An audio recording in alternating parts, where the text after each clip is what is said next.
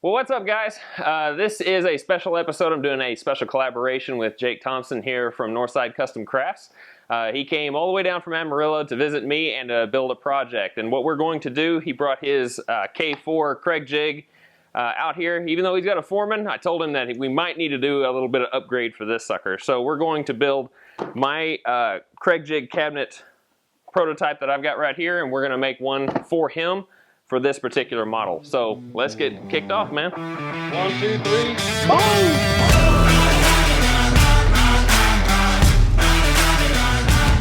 right, like I said many times, every good tool needs a good foundation. So Jake is going to cut the foundation as well as the tops for the jig cabinet itself.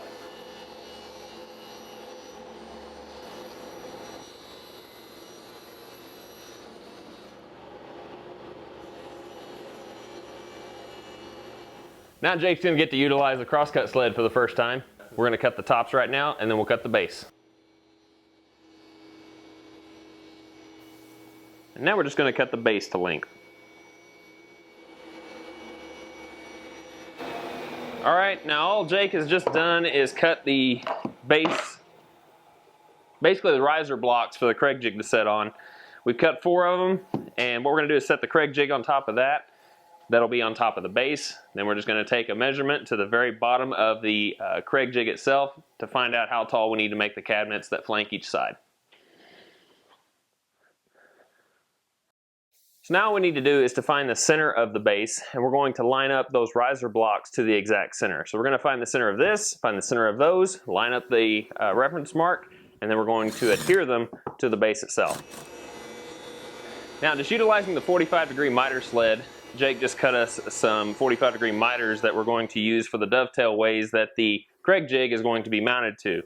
Now, because the surface area right here is very, very narrow, we're going to use some rapid fuse, basically like super glue, but it's DAP's version of wood glue. And it only sets up in like 30 seconds, so you don't have to hold it there very long. So if you're putting jigs together, I highly recommend using DAP. Now, with the leftover piece that we cut these dovetail ways with, this is just slightly bigger than the opening of this mounting bracket here. So Jake's going to take this and just take some little bitty shavings off using the same jig that we utilized a minute ago to make these dovetails. And once we have it right, this thing should just slide in like butter. So now all Jake's doing is finding the center of the mounting bracket that will go in these dovetail ways to mount his Kreg jig to it. So you got to find the center of the bracket and find the center of your jig, line up the 2 lines, and then screw it down, making sure that the back edge of where your drill bit goes is flush with the mounting bracket itself. Don't worry about the back being flush. All right, now all I'm going to do here is just put on a little paste wax because the fit that we have with the dovetail way is just a little bit snug, but I don't want to take any more off of it just because it may get a little sloppy. So I put wax on both sides, so let's see how it fits.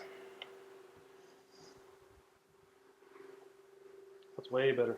Now what comes next is making the cabinets that flank both sides of the jig itself. So the easiest way to figure out how tall your sides need to be is to take one of the tops that we've already cut, set it right on top of the base, put you a reference board in your jig, clamp it down, make sure it's nice and flat on both sides of the jig, and then measure from the top to the very bottom of this reference board, and that will be how tall the sides of the cabinet need to be.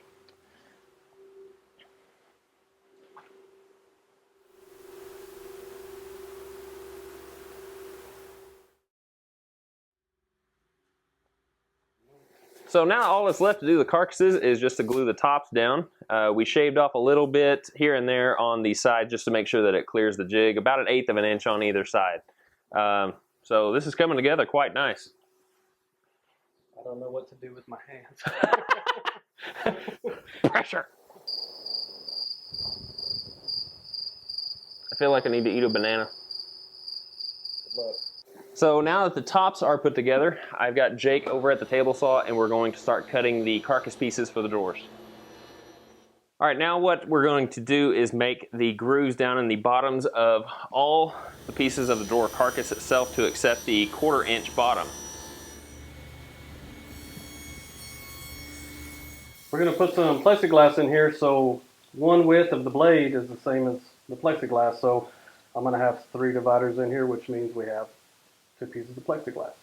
And one thing that I did different on his drawer setup than mine is we ran the dividers lengthwise of the drawer. That way you don't have to pull the drawer all the way out to get to the very back. Everything's actually going to be all the way at the front. So this is actually a lot better setup.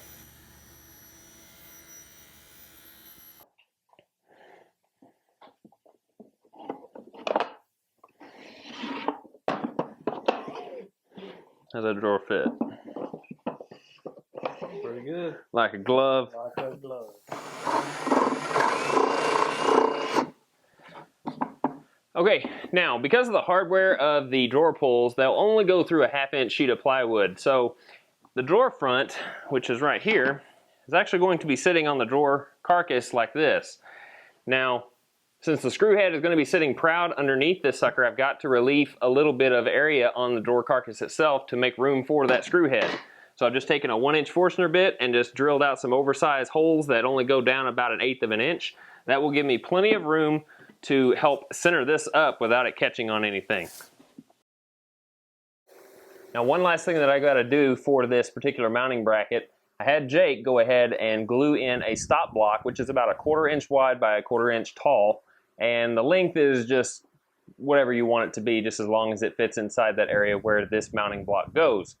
And I've got my table saw now set up for 1/4 inch high and about a 1/4 inch away from the blade on the outside of the blade, not the inside. So I have enough room to cover up that stop block. So now when we go to push this thing in, it will meet that stop block and won't go any further. All right, and just like that, once we have all the sanding done and the branding done, this thing is complete. Now, the original is right here in front of me. There's a couple things that I changed on Jake's here. For one, my drawers have the dividers going this direction. Jake's, however, are going this direction. So now he doesn't have to pull the drawers all the way out just to get to the stuff in the back. Everything is right in the front of the drawer so they can stay inside the cabinet at all times if he wants. One other cool thing, and I'm kind of jealous of this little part, we extended the base by about 2 inches on either side, so now he can take a clamp and clamp it to his workbench on both sides, so now this thing will stay put and he doesn't have to worry about it. So I am very happy that Jake was able to come out from Amarillo and help out with his very own Kreg Jig Cabinet like I have made originally, and I hope you're going to get some use out of it. I'll get plenty of use out of it, and when somebody comes over to my shop,